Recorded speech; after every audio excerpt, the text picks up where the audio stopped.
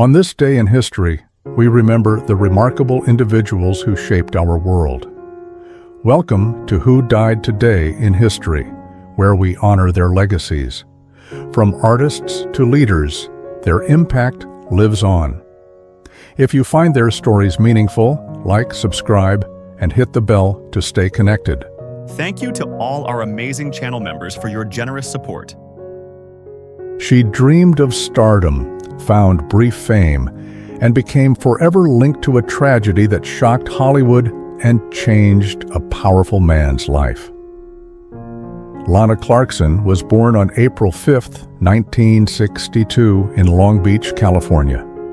Raised by a single mother, she grew up resilient and independent, dreaming early of a career in entertainment.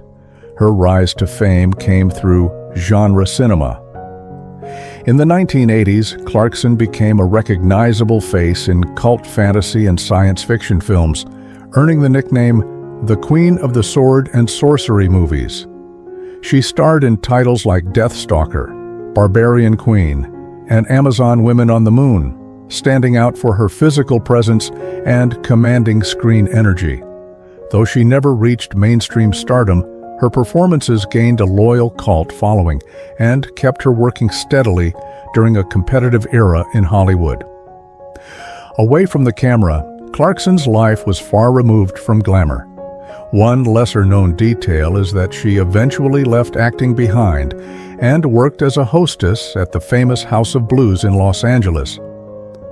Friends described her as warm, professional, and hopeful about restarting her life, even if fame had not unfolded as she once imagined. Lana Clarkson died on February 3, 2003, at the age of 40. She was found shot in the mouth at the Los Angeles mansion of music producer Phil Spector. The cause of death was homicide by gunshot wound. Spector claimed the shooting was accidental, but the case quickly became one of the most notorious trials in modern celebrity history.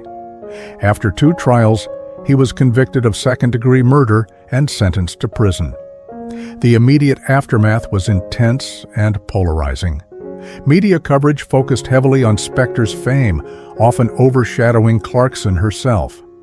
Yet her family and friends fought to keep attention on who she was, not just how she died. The case reignited conversations about power, violence, and how women are treated in the shadows of celebrity. Today, Lana Clarkson is remembered not only for the tragedy of her death, but as a working actress whose life was cut short before she could redefine herself.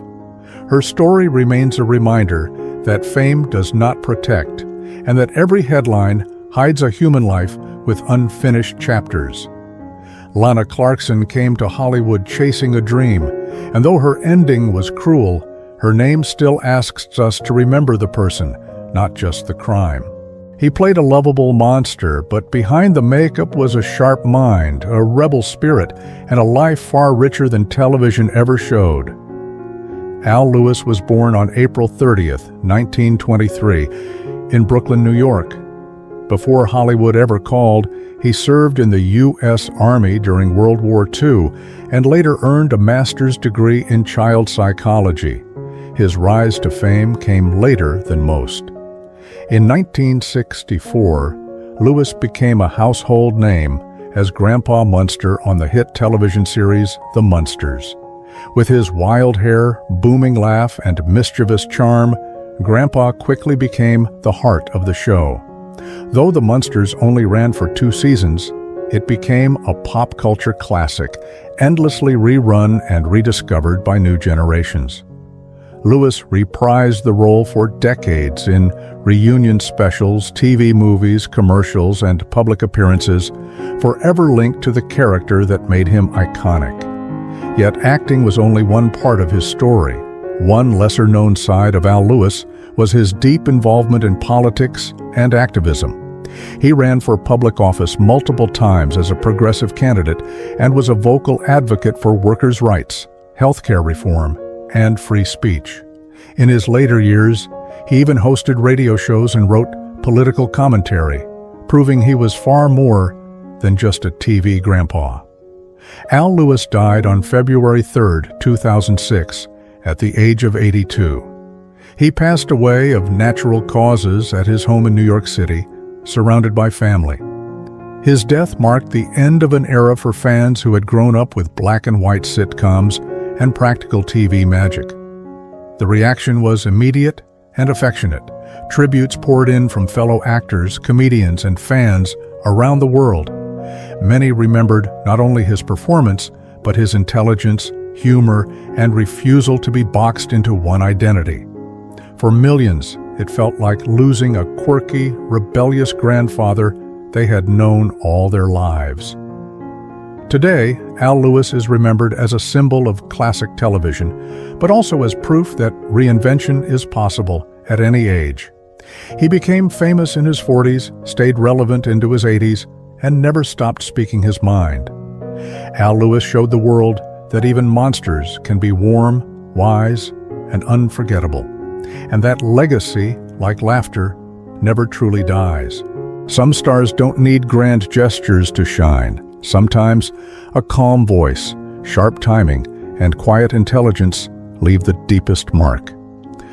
Audrey Meadows was born on February 8, 1922, in New York City, into a family already touched by performance. As a child, she survived severe illness, including pneumonia, which shaped her resilience early in life. Her rise to fame came through timing, talent, and restraint. In the early 1950s, Audrey became a household name, portraying Alice Kramden on the iconic television comedy The Honeymooners. Opposite Jackie Gleason's explosive Ralph Kramden, her performance stood out for its dry wit and emotional grounding. She didn't shout. She didn't exaggerate. She simply reacted, and America believed her. The role earned her critical acclaim and an Emmy Award, setting a standard for sitcom acting that still echoes today. Beyond The Honeymooners, she appeared in films like That Touch of Mink and Take Her, She's Mine, proving her versatility beyond television. Away from the spotlight, Audrey Meadows was known for her intelligence and discipline. Few people realize she earned a degree in sociology from the University of Southern California at a time when that path was uncommon for actresses. She was thoughtful, reserved, and deeply professional, choosing her roles carefully rather than chasing constant visibility. Audrey Meadows passed away on February 3, 1996, at the age of 73. She died from lung cancer at Cedars-Sinai Medical Center in Los Angeles, California. Her death came quietly, much like the way she lived her life, without spectacle, but with dignity. The reaction was immediate and heartfelt. Fellow actors, critics, and fans remembered her not just as a sitcom star, but as a performer who brought realism and intelligence to television comedy. Tributes highlighted how she helped redefine the role of women on TV, offering strength without cruelty and humor without excess. Today, Audrey Meadows is remembered as more than Alice Kramden. She is remembered as a pioneer of subtle performance, a woman who proved that sometimes the most powerful presence is the calmest one in the room. She didn't need to raise her voice to be heard, and decades later, her quiet brilliance still speaks. She commanded the screen with elegance and steel, becoming a familiar face in Australian drama while quietly shaping generations of television storytelling.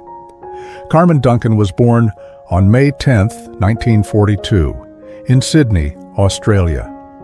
Raised in a creative household, she trained as a classical actress, developing a strong theatrical discipline long before television fame arrived. Her rise came through Australian television in the late 1960s and 1970s, when she became a trusted presence in major drama series.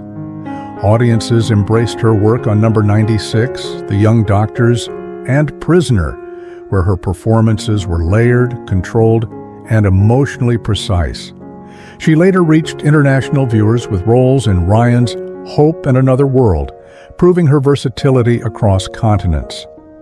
Whether playing authority figures or quietly conflicted women, Duncan brought intelligence and realism that elevated every scene she entered. Off-screen, Carmen Duncan was known as intensely private and deeply professional. One lesser-known detail is her dedication to mentoring younger actors, often offering guidance behind the scenes rather than seeking attention for it. She believed craft mattered more than fame, and colleagues often described her as disciplined, prepared, and generous with her experience. Carmen Duncan died on February 3, 2023, at the age of 80. She passed away in Sydney, Australia, following complications from a fall at her home. The news came suddenly, marking the end of a long and steady career that had rarely chased headlines but always earned respect. The reaction across Australia's entertainment industry was immediate and sincere. Tributes poured in from actors, writers, and fans who grew up watching her on screen. Many spoke of her as a cornerstone of Australian television, someone who helped define its golden era through consistency rather than celebrity. Today, Carmen Duncan is remembered as a performer who treated television as serious art. Her work still airs in reruns and archives, studied by actors who admire her restraint, presence, and emotional control. She left behind not just roles, but a standard. Carmen Duncan proved that lasting impact doesn't come from noise, but from showing up, telling the truth, and doing the work again and again. He flew farther than anyone thought possible, then fell just as hard, becoming one of sport's most brilliant and tragic figures. Matti Nykänen was born on July 17, 1963, in the rural municipality of Jyväskylä, Finland. As a teenager, he was already fearless on the ski jump, known for his natural balance and complete lack of hesitation in midair. His rise to fame was explosive. At just 18, Nykänen stunned the world at the 1982 World Championships, winning gold and announcing a new era in ski jumping. The peak came at the 1984 Sarajevo Winter Olympics, where he won 2 gold medals and a silver, becoming the undisputed king of the sport. 4 years later, at the 1988 Calgary Olympics, he made history again by winning 3 gold medals, a feat no ski jumper had ever achieved. With 5 Olympic medals and multiple world titles, he became the most successful ski jumper of all time. Away from the hills, Nykänen lived a life just as extreme as his sport.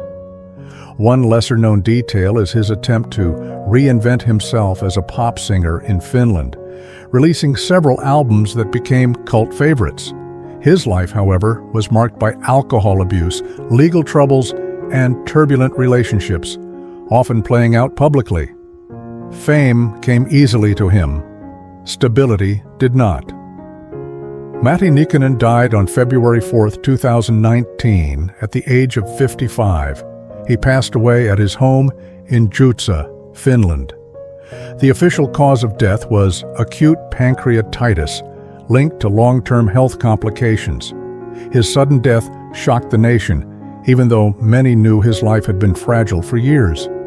The reaction in Finland was immediate and emotional. Flags were lowered, sports arenas observed moments of silence, and former teammates spoke openly about both his greatness and his struggles. Fans mourned not only a champion, but a symbol of lost potential beyond sport. Today, Matti Nykänen is remembered as the greatest ski jumper ever to take flight. His records still stand, his Olympic moments still replay, and his story remains a cautionary tale about the cost of brilliance without balance. Matti Nykänen didn't just jump farther than others. He lived on the edge, soaring high, and leaving the world to wonder what might have been. He brought quiet strength to daytime television, then left far too soon, leaving behind performances that still feel deeply human. Christophe St. John was born on July 15, 1966, in Los Angeles, California. As a child, he worked steadily as a commercial and television actor, already showing unusual emotional range for someone so young.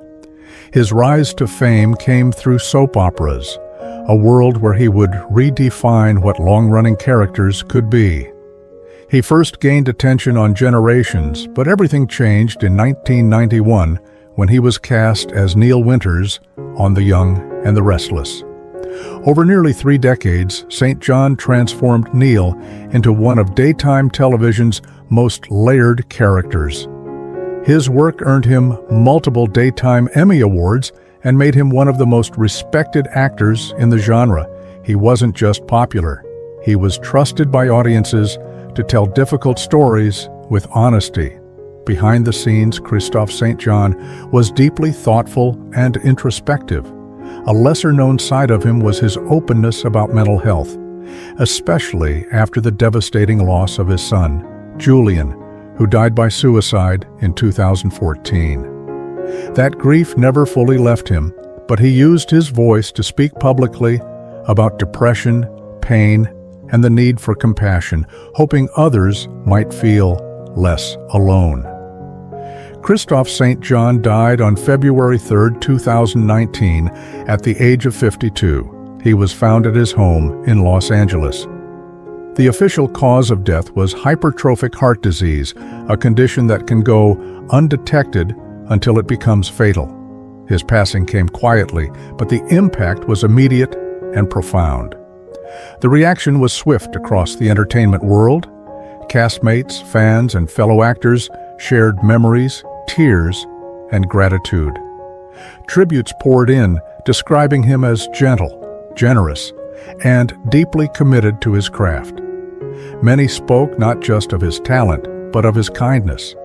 Today, Christophe St. John is remembered as a pillar of daytime television.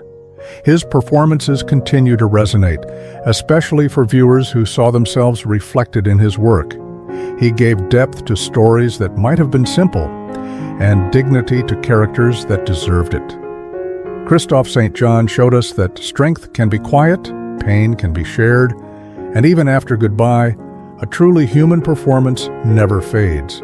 He had a voice that carried grit and tenderness at once, and a presence that made every silence feel dangerously alive. Ben Gazzara was born on August 28, 1930, in New York City. Raised by Italian immigrant parents, he initially studied engineering before a single acting class changed his life forever. His rise to fame came through a rare blend of stage power and screen intensity. In the late 1950s, he stunned Broadway audiences in A Hatful of Rain, earning critical acclaim for his raw, emotional honesty. Hollywood soon followed. In 1961, he became a household name with the television series Run for Your Life, proving he could command long-form storytelling. But it was his fearless collaborations with director John Cassavetes in films like Husbands and The Killing of a Chinese Bookie that cemented his legacy as an actor unafraid of moral ambiguity. These performances weren't polished, they were alive. Away from the spotlight, Gazzara was known as deeply private and introspective. A lesser-known fact is that, despite his tough guy image, he was a devoted reader of poetry and classical literature, often memorizing passages between shoots. He believed acting was less about performance and more about truth, even when that truth was uncomfortable. Ben Gazzara died on February 3, 2012, at the age of 81. He passed away in New York City after complications from pancreatic cancer. His death marked the quiet end of a career that had never chased trends, only honesty. The reaction was immediate and reverent. Fellow actors, directors, and critics praised him as an actor's actor. Tributes highlighted his refusal to compromise, his loyalty to independent cinema, and his influence on generations who followed. Many called him irreplaceable, and they meant it. Today, Ben Gazzara is remembered as a bridge between classic Hollywood and modern realism. His performances still feel daring, still feel dangerous. Film students study him not for glamour, but for courage, for the way he leaned into flaws instead of hiding them. Ben Gazzara didn't just play complicated men, he understood them, and in doing so, he left behind a body of work that still breathes, still challenges, and still dares us to look closer. She became a symbol of cinema's raw power, far too young, carrying fame like a wound that never fully healed. Maria Schneider was born on March 27, 1952, in Paris, France. The daughter of actor Daniel Jalin, she grew up around cinema, but was largely raised by her mother, discovering independence early. Her rise to fame was sudden and overwhelming. In 1972, at just 19, Schneider was cast opposite Marlon Brando in Bernardo Bertolucci's Last Tango in Paris. The film shocked audiences worldwide and became a cultural earthquake, turning her into an international star overnight. The performance was haunting, fearless, and unforgettable. Yet fame came at a cost. In the years that followed, she worked with major European directors and appeared in films like The Passenger with Jack Nicholson, but the shadow of her breakthrough role followed her everywhere, shaping how the industry saw her. Behind the public image was a woman deeply sensitive and searching for control over her own life. A lesser-known side of Maria Schneider is her love for writing and poetry. She often said she felt more herself with words than with cameras, using writing as a way to reclaim her voice after years of being spoken for by others. She later spoke openly about the emotional trauma she endured early in her career, becoming an important voice in conversations about consent and power in filmmaking. Maria Schneider died on February 3, 2011, at the age of 58. She passed away in Paris, France, after a battle with cancer. Her death closed a chapter marked by both artistic brilliance and personal pain. The reaction was immediate and reflective.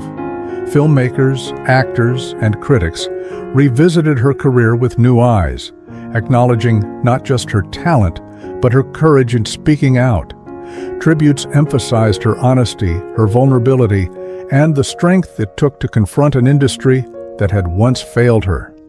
Today, Maria Schneider is remembered not only for an iconic performance, but for the legacy she helped shape afterward. She stands as a reminder that art can be powerful, but artists must be protected. Her story continues to influence discussions about ethics, respect, and responsibility in cinema. Maria Schneider's life reminds us that true impact is not just in the roles we play, but in the truths we dare to finally speak.